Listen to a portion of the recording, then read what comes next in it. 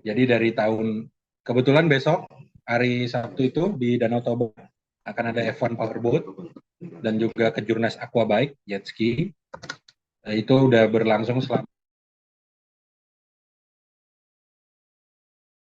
pro itu surfing di Sumatera Barat juga ada triathlon, ada Tour de Singkarak sepeda, di Palembang kemarin ada Asian Games, ada semua. Jadi event-event ini semakin kita sering membuat dan banyak membuat, itu pasti tidak hanya prestasi, tapi juga nilai keekonomian di masing-masing daerah itu akan terangkat gitu.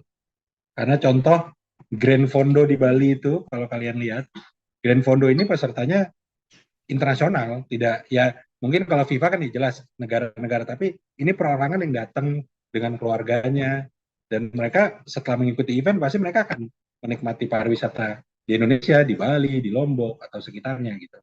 Belum lagi ada MotoGP yang memang di situ hadir pemerintah mendukung membangun lintasannya yang berstandar internasional dan juga mendukung penyelenggaraannya. Jadi ini, nah terakhir juga kita bisa lihat di Papua PON pada tahun 2021 dan pada tahun ini PON akan diselenggarakan di Aceh. Jadi dari ujung timur ke ujung barat. Nah itu kan sebenarnya sebuah kebijakan gimana caranya kita tidak berpihak pada kanan atau kiri aja atau tengah aja, tapi kita bisa memeratakan gitu pertumbuhan olahraga, terutama industrinya karena penyelenggaraan event ini ber ya, berkaitan ketat dengan industri, tidak hanya prestasinya aja. Gitu. Next. Nah, ini multi event. Pada tahun lalu tuh Kemenpora bikin Popnas, Pekan Olahraga Pelajar Nasional di Sumsel, itu diikuti oleh seluruh provinsi dan itu tingkat nilai keekonomian yang untuk tuan rumah lumayan tinggi karena hotel-hotel hampir semuanya penuh karena Popnas itu usianya SMA sampai 18 tahun, jadi masih banyak orang tuanya, adiknya yang datang. Ini yang seperti ini nih, teman-teman di daerah harus mulai berpikir apa sih saya bisa bikin event apa di daerah saya gitu.